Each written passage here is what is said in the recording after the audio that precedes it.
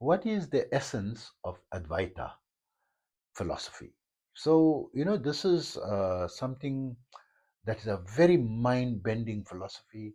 There are six different schools of thought in this philosophy, and it was introduced to the Western world from one of the versions by Swami Vivekananda in the early 1900s when he came to London and addressed the United Nations in 1902, and the whole of the United Nations audience stood up and applauded for minutes on end, right?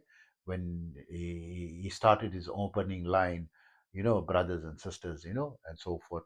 So you can go more into the details. But I was introduced to this, and I will discuss this, the essence of it, in this video. So I would like to ask you a great favor. If you like the contents of my videos, please also remember to like and subscribe to my channel. This will greatly help my channel to be able to reach out to more people.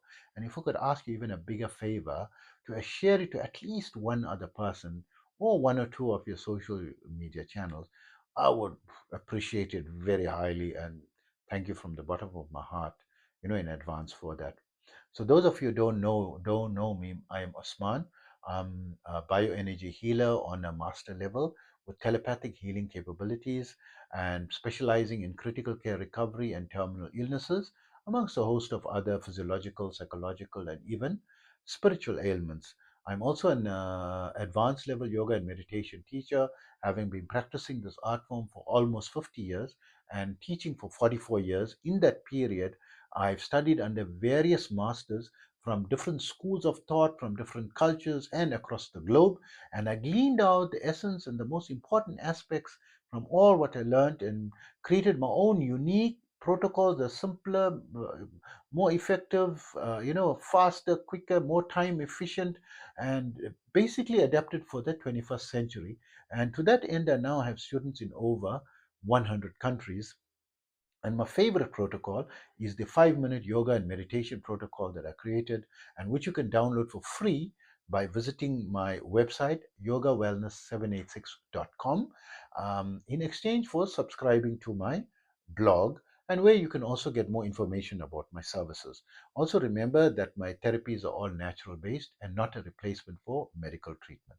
So, coming back to the essence of Advaita philosophy, so one thing I notice, many Western people or people generally, I mean, everyone is now, it's becoming a global community. There's the differences between people is slowly disappearing with the advent of online, and people are even speaking on similar accents as well, and the differences in accents are slowly going away, and people are able to communicate very easily, right, with each other. So coming back to Advaita philosophy, it is one of the very mind bending, and I believe it's there to show your advancement in meditation practice.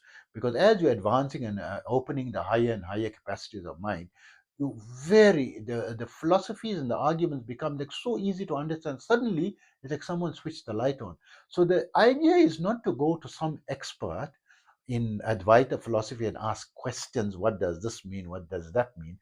This is your work in progress. You need to find the answers yourself as an indication of your progress in meditation. And as you're progressing more and more, it becomes easier and easier and easier to understand.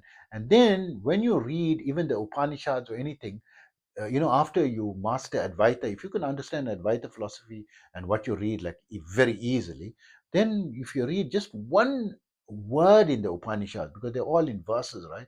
There's so deep meanings. You can be able to talk on it for years on end just with one word. And I've seen people take one alphabet and they have 3 to 6 hours. They can have long discussion. People just get tired of sitting, and then they take a break, and then the person who's talking about it also, he stops noticing that it's making people bored, and he's losing them because they can't follow too deeply in the finer nuances of thought, right? So when you are becoming very nuanced in thought, then you'll find Advaita philosophy very easy. So Swami Vivekananda has got a starting point where he's got his lectures in that are printed by students, all his lectures in London. or wherever he lectured, in the printed into 9 volumes. And at the preface, the editor's note already says that even themselves, they don't understand many aspects that are written in the book. So when I went through it cover to cover, I understood everything, because I had, mystical experiences, and advanced level experiences, inner conjunctions, third eye openings, and all that practices from a very young age, right? Because I started practicing from a very young age, and it's something that I was naturally, in tune to. And by the age of 15, I was reading philosophies, books on philosophies. My friends in school wondered what I'm reading, this small little booklet, and they borrowed it, and they mentioned, "How do you read this?" They couldn't understand what is being written there. You know, then I knew that, because my brain was more advanced, it was different. That I was a little bit different.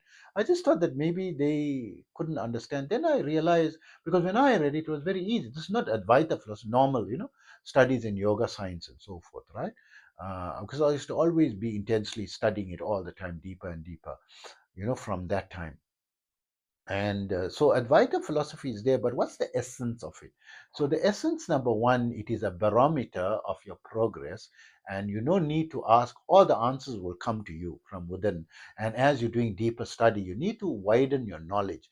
Acquisition of knowledge, jnana, is part of yoga. If you want to touch Advaita philosophy, means you have to widen your knowledge on jnana, on other aspects, on the Puranas, the Upanishads, and the commentaries of the Bible, the study Bible, the Quran, the tafsir Quran, and Buddhism, and the different steps of Buddhism, and the ancient Persian cultures, what was behind the philosophies and teaching, and going into the Egyptian cultures. You have to study deeply and widely, right? Don't stick to one culture, right? Study widely. I mean, I'm talking, on yoga, meditation, and so forth, studying from a young age, but I'm Muslim, right? So I'm not born Muslim, yes, and but I wasn't dictated into. My parents had a very modernistic approach and open philosophy. They just leave me, they didn't want to dictate any religion to me. Whatever I wanted to follow, I could follow, right? I didn't follow any. I didn't even follow the religions of my parents, right? From the beginning, because I was into, the Indian philosophies, and from a very young age. And even like I asked, as a gift, as a 10-year-old gift, when I reached my 10-year-old birthday, I asked for a 30-volume edition of the Science of Yoga. That time it was in 30 volumes, in the 1970s, distributed by the Divine Life Society, which, of course, they are an amazing society in the English language. If you search in Google for the website, the official website of the Divine Life Society, you can download many books, even on Kundalini Yoga, for free, right, in the English language. And, you can increase your knowledge in that. So, coming back, the point of Advaita Yoga, it's like a mind bending exercise, like solving the magic cube. And when you solve it and you know how to solve it, this is what it is, right? Advaita philosophy and your understanding, and it's like a central pivot to acquiring knowledge widely, because you're not going to understand without widely, because all the knowledge from all the other cultures will start making this make sense. And then also it will become easier, the mind bending becomes easier, because you're more advanced, because the finer levels of your brain capacity is now opening up. You're no longer using, according to science, 8 to 10%. You're now using probably 20, 30, 40%. Capacity is opening up. And of course, it goes to, according to Gopi Krishna, 100%, to the superconscious state. And then, of course, you don't need to all these books. All knowledge will become aware to you without opening a single book, right? You will be able to have knowledge and understanding of any question that asked. You'll be able to know the answer, because you're connected to every person, every knowledge source, and the source of all knowledge is inside you. Everything is inside you. There's so much of knowledge. It's You cannot compare all written knowledge. All written knowledge is like a speck compared to the whole cosmos. The whole cosmos awakens up for you, right? So hope that information helps you, and take care of yourself always.